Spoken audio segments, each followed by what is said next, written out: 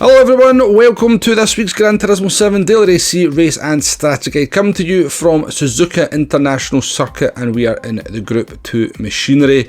Coming to you 24 hours later than normal as well. Unfortunately, real life got in the way of doing the old tubey stuff. But we've got 11 laps to get round in this one. We've got tyre wear at times 3, fuel at times 2.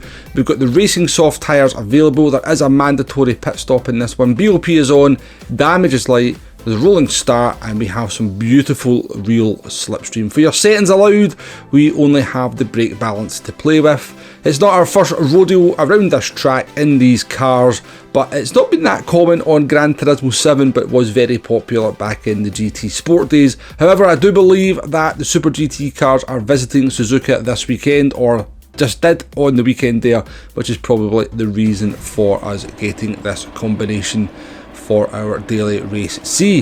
So we're going to jump into some race action here. Now, I did manage to do these races yesterday around about 10:30, 11 o'clock on the Monday, and then I had to go and do some stuff and basically didn't get a chance to put the video together.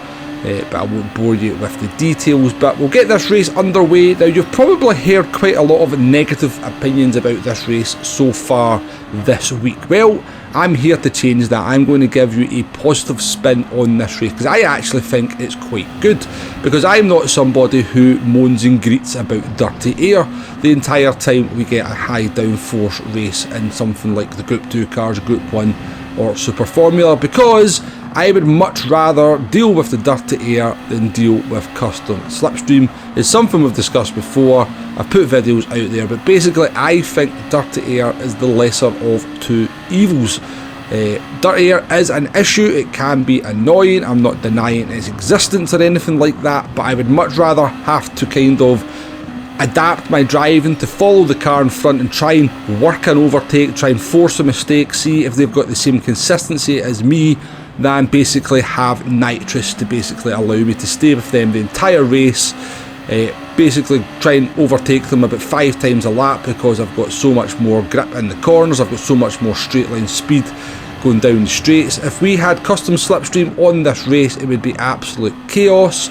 You'd be going free wide into turn 1 every lap, you'd be going free wide into spoon, the chicane would be an absolute disaster zone, because people are just getting dragged along in a fashion that is unrealistic, getting dragged along at a speed that they're not really capable of doing, and then they get delusions of grandeur and think they can go for all sorts of insane kinds of overtakes, which eventually or inevitably ends in disaster for either me or for both drivers involved, or 3 drivers involved. So if you haven't gathered, I'm not a big fan of custom slipstream. Now, I'm not a particularly big fan of dirty air either, I just think it is the lesser of the two evils. I would much rather have a race that feels under control than a race that feels out of control. And when you have custom slipstream on, the race is just out of control. That's my personal thoughts. Let's get back to the race in hand. So we've managed to survive lap 1 there, made up a couple of positions, and as we kind of get to the end of lap 3 here, I was getting held up by the 2 cars in front. I decided I would try something a little bit different. So we're going to pit here at the end of lap 3. We're going to try and get an undercut to get ahead of McSpongy and Longate in front of us. Do be careful on the pit entrance. You can cut the white line or the triangle there and pick up a 3-second penalty, and occasionally you will see somebody get it completely wrong and actually end up in the barrier, which is funny to be fair, but not so funny if it happens to be you. So into the pits we come, and we are going to put on a fresh set of soft tyres here. I'm going to have to make these soft tyres last quite a long time, 8 laps to be precise. Now, you will lose 17 seconds in the pit lane or in your pit stop combined, and fuel is going to be no issue whatsoever. So the idea here is to get a couple of laps of clean air and fresh tyres and hopefully undercut some of the cars. We're going to go for the more optimal strategy of pitting on lap 5 or 6, and that's exactly what happened.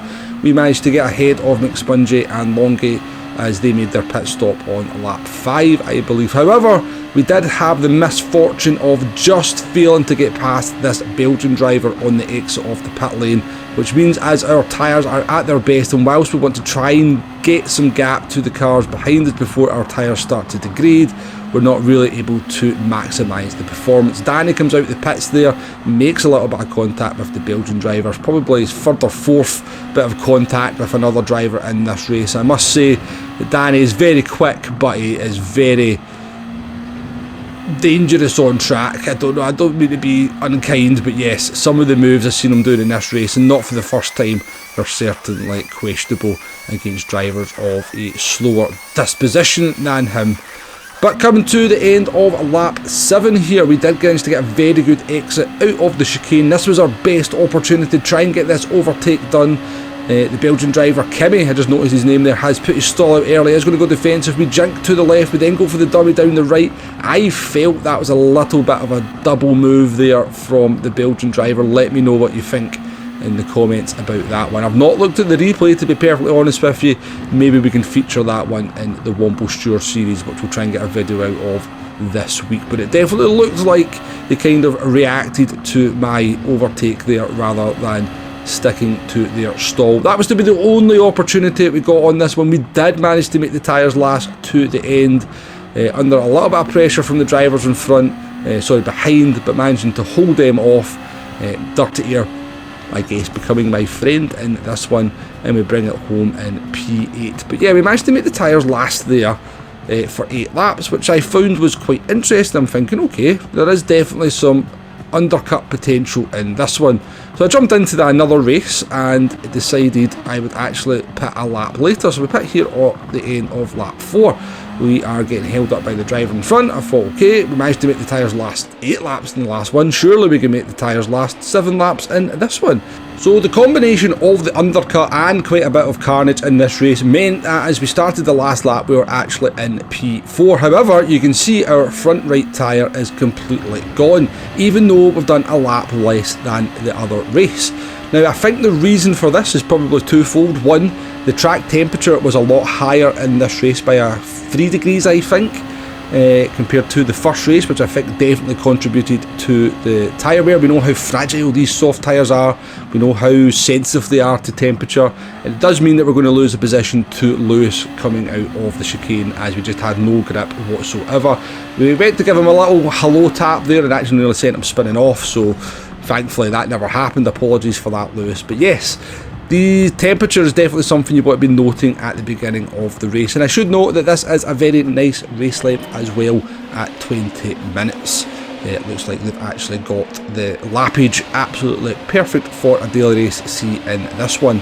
Let's move on to the strategy options and just take a look at things in a little bit more depth. You've got 2 options here. You've got your optimal strategy, which is what most people are going to do, which basically means pitting on lap 5 or 6 and then doing a stint of 5 or 6 on the second one as well. I think optimally you would pit on lap 5 with the tyre temperature being a little bit lower on the second stint, and the slightly lower fuel load means that you'll get 6 laps more comfortable on the second stint than the first stint, although some people are going to lap 6 from what I have seen. And then you've got your undercut strategy, which is to pit on lap 3 or 4 and then do 7 or 8 laps on the second stint. It's not going to be for everyone, this one. These soft tyres are incredibly sensitive to things like track temperature and just slight overdriving, so if you overdrive the car, if you're not good on tyre wear, or if the track temperature is too high, is going to curtail just how effective this strategy is going to be. But it's definitely possible, as proven by the video. But as I said, these soft tyres are just so sensitive that it's a little bit of a lottery whether you're going to get them to last that long. I think this race would have been better served with maybe a ×2 multiplier on the soft tyres. I think that would have opened the strategy window up a little bit more. Your optimal strategy would still have been 5 or 6, but I think it would have given you more options on the undercut strategy, and you would have more. You'd be more comfortable in making the tyres last on that second stint. But overall, I don't think this is a bad race at all. I've quite enjoyed doing it. I know people don't like the dirty air, but I would much rather deal with a little bit of understeer and try and adapt my drive and try and adopt my drive and try and force a mistake from the driver in front than having to defend my position 33 times over the course of the race because somebody's getting dragged behind me in a very unrealistic fashion. But that's just my opinion. Hopefully the video has been useful in some way, shape, form. Thank you very much for watching, and I'll catch you on the next one. Goodbye now.